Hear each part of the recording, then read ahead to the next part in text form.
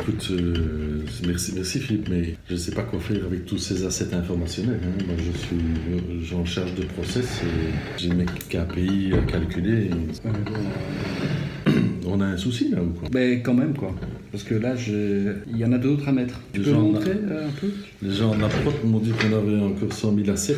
Ok. C'est quoi le leitmotiv de la boîte? C'est la croissance. La croissance. Ah, ben, on est Nous, bien on vise la croissance. Tout fonctionne bien ici, mais on a quand même un problème avec les assets informationnels. Exactement. Mais donc voilà, a priori, je ne vais pas le faire de cette manière-là. Moi, je te propose une chose. Si on essaie de s'organiser ou de s'arranger un peu, parce qu'on ne va pas passer notre vie à faire ça. Hein. Si tu devenais responsable des assets et moi des bols. Ah ben écoute, c'est déjà une première décision. Mais il y a déjà 2 types d'assets. Donc il faut trouver au moins 3 responsables.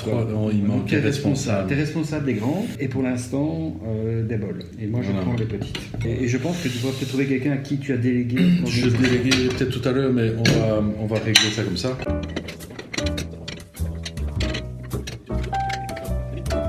On montre un peu comment nos 1000 assets, maintenant que tu es responsable, ils sont tout organisés chez toi. Et grosso modo, après cette organisation, en fait, que c'est à base une décision. On a demandé à Laurence de classer les bols. Toi, tu organisais les petits assets communicationnels et moi, j'ai géré les grands.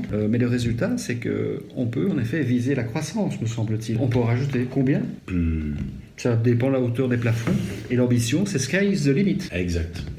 Une fois qu'on est organisé, j'ai une soirée, ce soir j'aurai besoin de 6 assets, tu sais me... Ouais. Il n'y a aucun souci. Ça c'est nickel. Ça. C'est nickel. Et je peux même ajouter 3 bols parce qu'en fait j'ai les droits d'y accéder. Et je peux même te faire un packaging avec un emballage cadeau. C'est bien ça. Voilà. Et tu peux m'expliquer ça, ce qu'on a fait par un petit schéma? Ouais, je vais vous montrer. Imaginons que ceci soit le territoire informationnel de l'entreprise. Si on demande à une personne d'être responsable de tout ça, je dis c'est too much. C'est ce qu'on faisait tout à l'heure. C'est pas moi. Alors, la seule manière de gérer ça, c'est de faire une sorte de breakdown et on fait des regroupements des territoires informationnels.